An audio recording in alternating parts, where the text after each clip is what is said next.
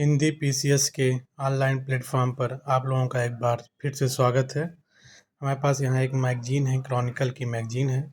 इस मैगजीन के हम करंट की घटनाओं को कवर करेंगे और इसको हम लाइन से नहीं पढ़ने की कोशिश करेंगे। जो भी आगामी परीक्षा यूपी पीसीएस 2025 की है, उसके अकॉर्डिंग इसको हम तैयार करने की कोशिश करेंगे। तो ये जून की है, जून 2025 की मैगजीन है।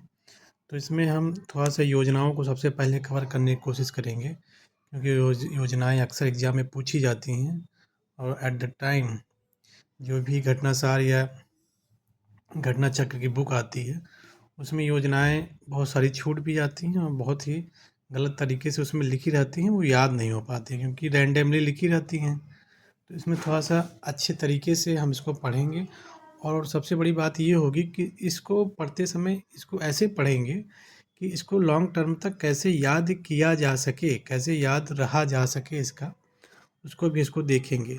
इससे बार-बार कन्फ्यूजन ना हो कि किस राज्य की योजनाएँ हैं, कहाँ की हैं। तो मैंने इसमें पहले से ही पढ़ रखा है, तो इसको मैं इसमें टॉपिक वाइज़ इसमें दिया गया है, उसको हम लोग देखते हैं। लाइन से नहीं पढ़ेंगे, जो भी चीज़ें इंपॉर्टेंट है उसको पढ़ेंगे। तो पहला है महिला संवाद अभियान। तो इस अभियान की शुरुआत जो है पटना से किया गया, बिहार में पटना। बिहार के मुख्यमंत्री नीतीश कुमार ने इस अभियान की शुरुआत की। ठीक, महिला संवाद है तो महिला संवाद के नाम से ही पता लग रहा है कि महिला के सशक्तिकरण की बात हो रही है। ठीक है, इस अभियान का उद्देश्य राज्य की महिलाओं को सरकारी कल्याणकारी योजनाओं की जानकारी देना है। और अगर ऐसे क्वेश्चन बन जाता है कि महिला महिला संवाद योजनाएं कहाँ शुरू की गई और दूसरा ऑप्शन दे दिया गया कि इसमें इसका उद्देश्य क्या है, तो पहला ऑप्शन तो इसमें था कि बिहार से शुरू किया गया, बिहार मतलब पटना से। शुरुआत किसने किया? नीतीश कुमार ने। दूसरा ऑप्शन बन सकता है कि इसमें इस अभियान में मतलब क्या है क्या, तो इसमें है कि महिलाओं को सरकारी कल्याणकारी योजनाओं की जानकारी देना, मतलब जो भी महिलाएं हैं उनको सरकारी जो भी योजनाएं होती हैं उनकी जानकारी नहीं होती है। तो जब जानकारी नहीं होगी तो वो उस चीज़ का लाभ नहीं ले पाएंगे।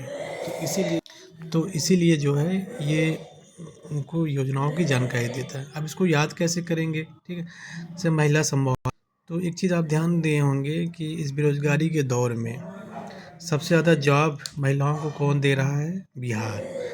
टीजीटी हो, प्राइमरी टीचर हो, हाँ, सबसे ज़्यादा यूपी के लोग बिहार में जाके नौकरी कर रहे हैं। सारी महिलाएं सबसे ज़्यादा नौकरी वहीं पे कर रही हैं, कंपटीशन निकाल के, चाहे प्राइमरी की भर्ती हो, चाहे टीजीटी की हो, चाहे पीजीटी की हो। तो महिला सशक्तिकरण कौन कर रहा है? बिहार कर रहा है। महिला सशक्तिकरण मतलब महिला संवाद कौन कर रहा है? बिहार कर रहा है। ठीक है, और कर कौन रहा है? किसी सरकार में हो रहा है? नीतीश कुमार की सरकार में हो रहा है। नीतीश कुमार नौकरी दे रहे हैं, नौकरी सर्विस दे रहे हैं। हाँ, उत्तर प्रदेश की बहुत सी जो है मेधावी छात्राएं वहाँ जाके सर्विस कर रही हैं प्राइमरी में। तो कौन दे रहा है? बिहार के मुख्यमंत्री नीतीश कुमार। तो इसको ऐसे याद करेंगे। और महिलाओं को सरकारी कल्याणकारी योजनाएं, तो सरकारी नौकरी दे रहा है, तो इससे ये कनेक्ट कर पाएंगे। दूसरा आता है आदर्श संस्कृत ग्राम कार्यक्रम। ठीक है, तो इसको उत्तराखंड में जो है इसकी शुरुआत की गई। ठीक है,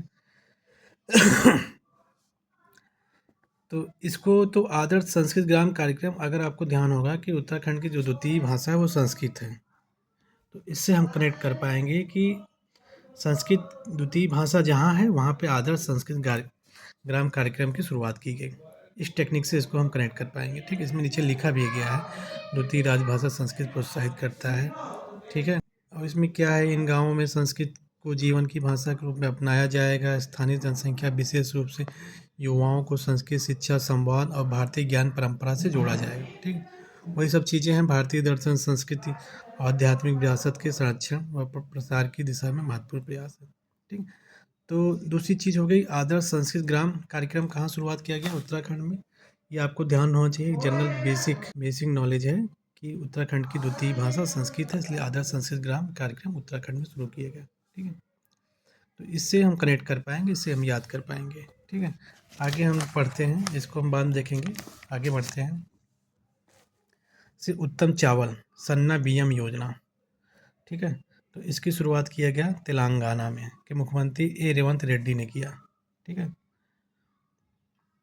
एक उत्सव होता है उगादी उत्सव के दौरान इसका आधिकारिक घोषणा की। ठीक है, अब इसको कैसे याद करेंगे, ये सब चीज़ें दिख रही होंगी तो आप पढ़ लीजिएगा क्या क्या क्या चीज़ें हैं, लेकिन इसको हम याद करने का तरीका बता दे रहे हैं कि उत्तम चावल। तो आपने देखा होगा पुराने ज़माने में खाने पीने की कमी रही होगी तो लोग क्या करते थे, चावल को तेल के साथ मिला के खाते थे, चावल को तेल के साथ मिला के खाते थे। जो चावल को तेल के मिला के साथ मिला ये एक कनेक्ट करने की टेक्निक है, ठीक है। ये कोई ऑथेंटिक चीज़ नहीं है, कनेक्ट कर सकते हैं, ट्रिक से याद कर सकते हैं। तो चावल को तेल से तेलंगाना से ये कनेक्ट कर पाएंगे, ठीक है। ये क्या है उसके बारे में है कि प्रति व्यक्ति प्रतिमाह 6 किलोग्राम और चावल प्राप्त कराएगी। वही चावल क्या है, चावल के विषय में उगादि उत्सव क्या है, ठीक है। उत्सव है जिसको आंध्र प्रदेश, तेलंगाना, कर्नाटक जो साउथ वाले एरिया हैं वहाँ उगादि उत्सव मनाया जाता है, ठीक है। तो ये एक तरीका हो गया उत्तम चावल वाला याद करने का, ठीक है। अब आता है अनंत नगर योजना। मुख्यमंत्री योगी आदित्यनाथ, ठीक है, लखनऊ में LDA की अनंत नगर योजना की शुभारंभ किया, ठीक है। अब इसको कैसे याद करेंगे, अनंत नगर योजना, इसको याद करने का एक थोड़ा सा बेसिक ट्रिक अपनाएंगे। अनंत है, अनंत आदित्य, अनंत आदित्य, अनंत नगर योजना योगी आदित्यनाथ। तो इसको ऐसे याद करेंगे, अनंत आदित्य मतलब अनंत नगर योजना कहाँ शुरुआत की गई, योगी आदित्यनाथ। और योजनाएं मैक्सिमम देखेंगे आप लखनऊ में शुरुआत की जाती है, राजधानी है यूपी के लिए, ठीक है। तो इसमें भी वही है, जब प्लाट वाट मिलेंगे जो भी सारी चीज़ें हैं, इलायची मैची सब बनाई जाएगी, मतलब घर बना के दिया जाएगा, ठीक है। अब एक आता है योजना, इसको अभी हम छोड़ते हैं, दूसरी योजनाएं कवर करते हैं। शून्य गरीबी P4 पहल, शून्य गरीबी, इसको आंध्र प्रदेश के मुख्यमंत्री एन चंद्रबाबू नायडू ने इस पहल का शुभारंभ किया, ठीक है।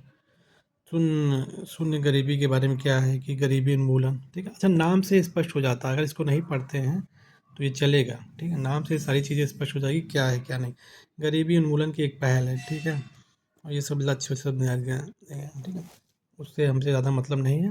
इसको कैसे याद करेंगे, तो शून्य गरीबी, मान लीजिए PCS के पेपर में पूछ लिया जाए कि शून्य गरीबी पहल कहाँ से शुरुआत की गई, ठीक है। तो गरीबी तो पहले तो आधा करो, अब इसको कनेक्ट कैसे करेंगे, कैसे याद करेंगे, गरीबी को तो पहले तो आधा करो आप, पॉवर्टी को, गरीबी को पहले आधा करो तब तो शून्य होगा। पहले गरीबी जो पहले 100% को पहले आधा करो, तो जब आधा करोगे तो आंध्र प्रदेश, आधा आंध्र प्रदेश, आधा आंध्र प्रदेश। या गरीबी को अंधा करो, शून्य मतलब अंधा करो, शून्य मतलब अंधा करो, तो शून्य आधा, हाँ, शून्य आधा नहीं, शून्य अंधा, आंध्र प्रदेश, अंधा से आंध्र प्रदेश, ठीक है। तो शून्य गरीबी पहल हो गई, ठीक है। ये चीज़ें हो गई। उसके बाद आता है वाइब्रेट विलेज प्रोग्राम, ठीक है। वाइब्रेट विलेज प्रोग्राम बहुत पहले एक बार शुरू किया गया था, तो ये 2 है, ठीक है। तो वाइब्रेट विलेज प्रोग्राम आपको ध्यान होगा केंद्र सरकार ने शुरू किया था, ठीक है। तो ये है कि जो भी सीमावर्ती राज्य हैं, ठीक है, उसको सशक्त करना है। जैसे नॉर्थ ईस्ट में ऐसे जो भी चीज़ें हैं उसको सशक्त करना है, जैसे जी जो भी आपके राज्य से सटे हुए गांव, उसको सशक्त करेंगे तो जो भी हमारे पड़ोसी देश हैं उनसे भी सशक्त हो पाएंगे, क्योंकि ये राज्य के पड़ोसी जो गांव है अगर वो सशक्त होंगे तो आसानी से उन राज्यों या केंद्र शासित प्रदेशों के गांव में आप कब्जा नहीं कर पाएंगे। जो भी सटे हुए देश हैं, जैसे चाइना है, पाकिस्तान है, इधर बांग्लादेश है, ठीक है। तो उसमें अरुणाचल प्रदेश है, बिहार, ये सब सारी 15 राज्य हैं, थ्रू यूटी है। वाइब्रेट विलेज प्रोग्राम 2023 में शुरू किया गया था, 5 फरवरी 2023 में। केंद्र का प्रायोजित योजना है। ये सब सारी चीज़ें, उद्देश्य वही है, भारतीय सीमा से जुड़े हुए गाँवों को विकास को बढ़ावा देना, उन्हें सशक्त बनाना। तो 2023 में शुरू किया गया था। अब ये जो है दूसरा वाला 4 अप्रैल 2025।